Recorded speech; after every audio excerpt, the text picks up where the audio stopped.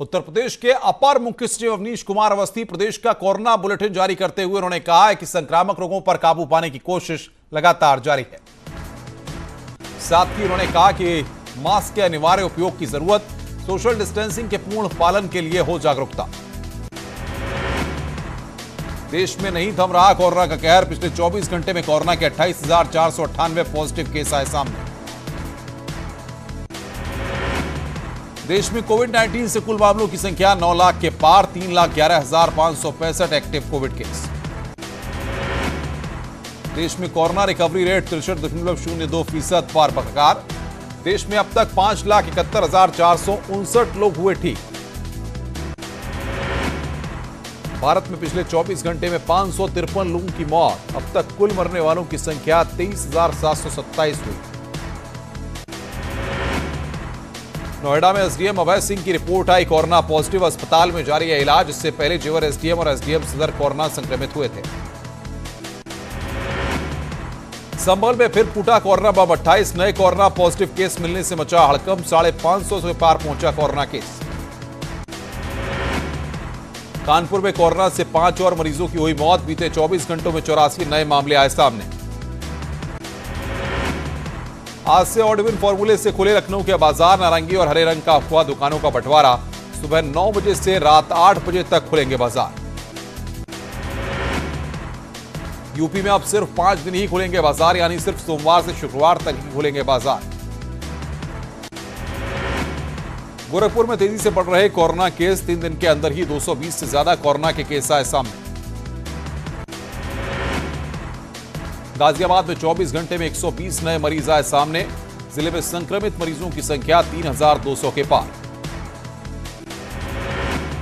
मुरादाबाद भी लगातार सामने आ रहे कोरोना के मामले। 24 घंटे में 25 कोरोना पॉजिटिव मरीज मिले। 750 के पार पहुंचे कोरोना केस। अलीगढ़ में लगातार जारी है कोरोना का कहर। 16 नए कोरोना पॉजिटिव केस मिलने से मचा हड़कंप। चंदौली जिलाधिकारी का बड़ा फैसला। मिनी महानगर मुगलसराय में रहेगा संपूर्ण लॉकडाउन। कोविड के बढ़ते संक्रमण को देखते हुए लिया फैसला। चंदौली में भी लगातार बढ़ रहा कोरोना का कहर। पिछले 24 घंटे में कोरोना के 20 नए मामले आए सामने।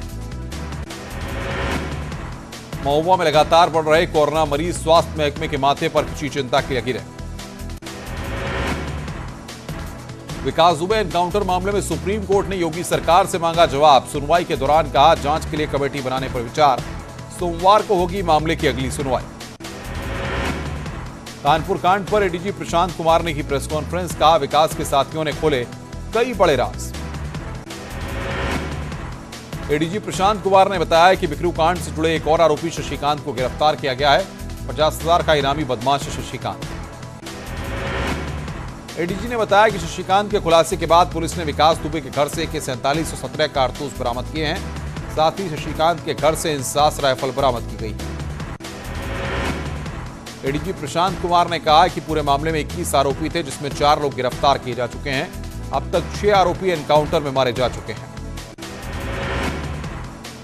नेपाली प्रधानमंत्री केपी ओली ने फिर दिया विवादित बयान। ओली ने कहा कि असली अयोध्या भारत में नहीं बल्कि नेपाल में है। नेपाली प्रधानमंत्री केपी ओली ने भगवान श्री राम को भी नेपाल का बताया। कार्यक्रम में ओली ने कहा कि भारत ने नकली अयोध्या खड़ा कर नेपाल की सांस्कृतिक तथ्यों का अतिक्रमण किया है। केपी शर्मा ओली के विवादित बयान पर डिप्टी सीएम केशव मौर्य ने किया ट्वीट। लिखा, ओली को सही जानकारी मालूम होना चाहिए। ओली ने अमर्यादित बयान दिया है। ओली के पीएम ओली के बयान के बाद अयोध्या के संतों ने कड़ा विरोध जताया है। कहा, गलत बयानबाजी करना प्रधानमंत्री को शोभा नहीं देता। साधु संतों की सर्वोच्च संस्था अखिल भारतीय अखाड़ा परिषद ने भी नेपाल के पीएम ओली के बयान का विरोध किया। उन्होंने आरोप लगाया कि नेपाल चीन के हाथों में खेल रहा है और भारत के खिलाफ गलत बयानबाजी कर रहा है। नेपाल के पीएम के बयान पर बोले जगतगुरु रामभद्राचार्य। कहा, चीन की कठपुतली बन गए हैं ओली, भारत की कृतज्ञता भूल गए। शाहजहांपुर में मुठभेड़, 2 शातिर मवेशी मांस तस्कर गिरफ्तार। एक तस्कर फरार। भारी मात्रा में मवेशियों के पास से मांस, तमंचा और कारतूस बरामद। गौतम बुद्ध नगर में पुलिस और बदमाशों के बीच मुठभेड़। बस और सामान सहित 6 बदमाश गिरफ्तार। अंधेरे का फायदा उठाकर 2 बदमाश हुए फरार। मथुरा पुलिस को बड़ी सफलता। हाईवे पर लूट करने वाले अंतर्राज्यीय गैंग के 4 बदमाश मुठभेड़ के बाद गिरफ्तार। एक गाड़ी और अवैध असलहा बरामद। गाजीपुर में बाहुबली विधायक मुख्तार अंसारी गैंग पर कार्रवाई, परिजनों, रिश्तेदारों, सहयोगियों से बरामद किए गए असलहे।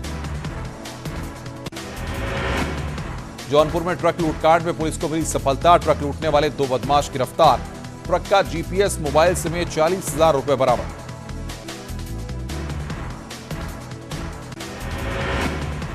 मुरादाबाद में 12वीं में फेल होने वाले छात्र ने खुद को मारी गोली, इलाके में मचा हड़कंप, घर में रखी थी पिता की लाइसेंसी बंदूक। प्रयागराज में एमबीबीएस में इंटर्न कर रहे चिकित्सकों ने किया शांतिपूर्वक विरोध प्रदर्शन, जिलाधिकारी को सौंपा ज्ञापन। चित्रकूट में जामा मस्जिद परिसर में बने मैरिज हॉल के एक कमरे में युवक ने फांसी लगाकर की आत्महत्या, पुलिस ने शव पोस्टमार्टम के लिए भेजा। ललितपुर में घर से गायब 17 वर्षीय छात्र को पुलिस की स्वाट और सर्विलांस टीम ने खोज निकाला, मध्य प्रदेश के विदिशा में रह रहा था युवक। कानपुर में भाई की तलाश में दर-दर भटक रही बहन, पुलिस वाले नहीं सुन रहे सुनवाई। जालौन में भुगतान की मांग को लेकर डीएम कार्यालय पहुंचे प्रदर्शन करते हुए सिटी मजिस्ट्रेट को सौंपा शिकायती पत्र। अलीगढ़ में हिंदुवादी संगठनों ने बीएसपी पार्षद के खिलाफ की कार्रवाई की मांग, बसपा पार्षद ने किया था आपत्तिजनक पोस्ट। शाहजहांपुर में बारिश के पानी को लेकर विवाद में हुई मारपीट, दबंगों ने 2 महिलाओं सहित 3 लोगों को लाठी डंडे और धारदार हथियार से किया घायल। कानपुर देहात में पुलिस की लापरवाही की तस्वीरें हो रही वायरल, कोर्ट में तैनात पुलिसकर्मी दिखे बिना मास्क, आदेशों की उड़ाई जा रही धज्जियां। प्रयागराज में देर रात हुई जोरदार बारिश से लोगों को गर्मी से मिली राहत, लेकिन शहर में जगह जगह बरहा बारिश का पानी। गोंडा में लगातार बारिश बनी मुसीबत, कई जगह हुआ जलभराव, करीब 30 गांवों में भरा पानी। औरैया में पुलिस ने छलदा रोड से 1 साल से फरार चल रहे 15,000 के आरोपी बदमाश को गिरफ्तार किया, बदमाश के पास से तमंचा और जिंदा कारतूस बरामद। लॉकडाउन पीरियड में कारोबारियों को बिजली बिल में नहीं मिली राहत, 3 महीने का फिक्स चार्ज छोड़कर कारोबारियों को विभाग ने थमाया बिल।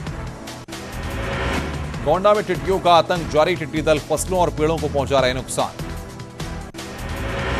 सीतापुर में दुकान में लगी आग से दुकानदार मामूली रूप से झुलसा, महमूदाबाद कोतवाली के मुख्य चौराहे का मामला। हमीरपुर में पानी की किल्लत से मचा हाहाकार, काशीराम कॉलोनी में महीनों से ठीक नहीं हुआ नलकूप। देवरिया में दिख रहा बाढ़ का कहर, बरहज और रुद्रपुर तहसील क्षेत्र बाढ़ के पानी से सबसे ज्यादा प्रभावित। गाजियाबाद में ट्रक ने बाइक सवारों को रौंदा, महिला और 2 मासूम बच्चों की मौत, आरोपी चालक ट्रक को मौके पर छोड़कर फरार। बागपत में एसओजी टीम और बदमाशों के बीच हुई मुठभेड़, एक शातिर बदमाश गिरफ्तार, खेकड़ा थाना क्षेत्र में हुई मुठभेड़। अलीगढ़ में गश्त के दौरान पुलिस की बदमाशों से हुई मुठभेड़, पैर में गोली लगने से 50,000 का इनामी नवी शेर को पुलिस ने किया गिरफ्तार। अलीगढ़ में मामूली कहासुनी को लेकर दबंगों ने पिता पुत्र को मारी गोली, बेटे की मौके पर मौत, पिता को गंभीर हालत में अस्पताल में भर्ती कराया गया, जांच में जुटी पुलिस। ललितपुर में नदी किनारे मगरमच्छ का शव मिलने से मचा हड़कंप, आरोप है शिकारियों ने ही मगरमच्छ को जहर की गोलियां देकर मारा। बाराबंकी में दिल दहला देने वाला मामला सामने आया है कि परिवार के 4 लोगों ने की आत्महत्या, पति पत्नी और 2 मासूम बच्चे शामिल, थाना नगर कोतवाली के आवास विकास की घटना। नोएडा पुलिस और बदमाशों के बीच मुठभेड़ के दौरान गोली लगने से 2 बदमाश घायल, 2 तमंचे 2 जिंदा कारतूस बरामद। अलीगढ़ में बसपा पार्षद की गिरफ्तारी के लिए थाने पहुंचे बजरंग दल के कार्यकर्ताओं ने सोशल डिस्टेंसिंग की जमकर उड़ाई धज्जियां, सोशल मीडिया पर video viral.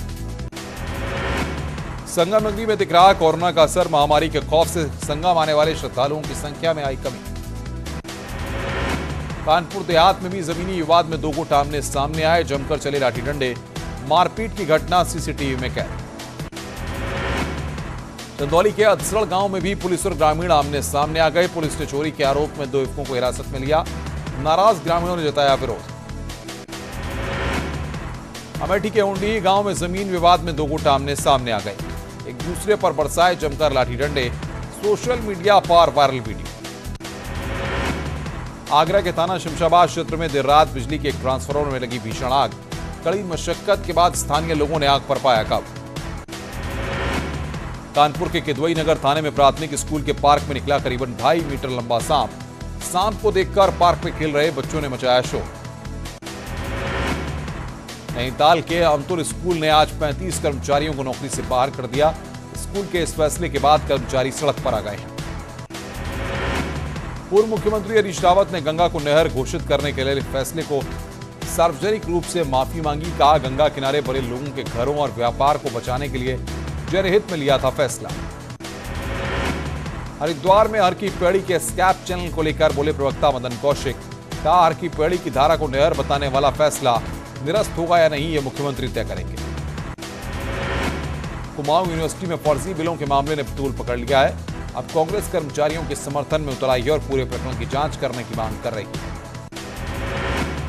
CM Trivendra Rawat ने डेंगू से बचाव के लिए हर रविवार सुबह 9 बजे 15 मिनट अपने आसपास सफाई करने की अपील की है, जिस पर अब राजनीति शुरू हो गई है। 50 साल से ज्यादा उम्र के कर्मचारियों को अनिवार्य रिटायरमेंट देने का मामला गरमाया। सचिवालय प्रशासन ने सभी अपर मुख्य सचिव, अपर सचिव को पत्र भेजकर कर्मचारियों का ब्यौरा तलब किया। टिहरी में पंजाब से बारात लेकर पहुंचे कार ड्राइवर के कोरोना संक्रमित होने के बाद दुल्हा दुल्हन समेत 41 लोगों को क्वारंटीन कर दिया गया है। मायाली मोटरमार्ग सालों से रखरखाव के अभाव में बदहाल है। बीते 6 सालों से रिपेयरिंग का काम अब तक पूरा नहीं हुआ। जमीन पर अभी तक नहीं उतर पा रहा सरकार द्वारा दिखाया गया लक्ष्मण झूला पुल। लोगों में नाराजगी। कहा, पुल का ऐतिहासिक और धार्मिक महत्व। चंपावत जिले में टैक्सी कारोबार से जुड़े लोग पहले लॉकडाउन और अब कोरोना की वजह से सवारी न मिलने से परेशान। खड़ा हो गया आर्थिक संकट। हल्द्वानी में एनएसयूआई कार्यकर्ताओं ने पेट्रोल डीजल के बढ़ते दामों के खिलाफ अपना गुस्सा जाहिर किया। एनएसयूआई के कार्यकर्ताओं ने इस दौरान एक बाइक को आग के हवाले कर दिया और सरकार के खिलाफ जमकर नारेबाजी की। टिहरी के तत्यूण में सीएम त्रिवेंद्र ने बिजनेस ग्रोथ सेंटर का लोकार्पण किया। नकदी फसलों के संवर्धन का होगा काम। नई टिहरी जिला मुख्यालय में स्वरोजगार कंट्रोल रूम स्थापित किया गया। प्रवासी रोजगार से संबंधित जानकारी ले सकते हैं। कुमाऊं विश्वविद्यालय के दीक्षांत समारोह में हुआ लाखों का गड़बड़झाला। टेंडर के बावजूद लाखों के बनाए गए फर्जी बिल। हल्द्वानी में जंगल में कई जगह मिले घायल गुलदार के खून के निशान। कल शिकारी ने गोली मारने का किया था दावा। अभी भी घायल गुलदार के लिए सर्च ऑपरेशन जारी।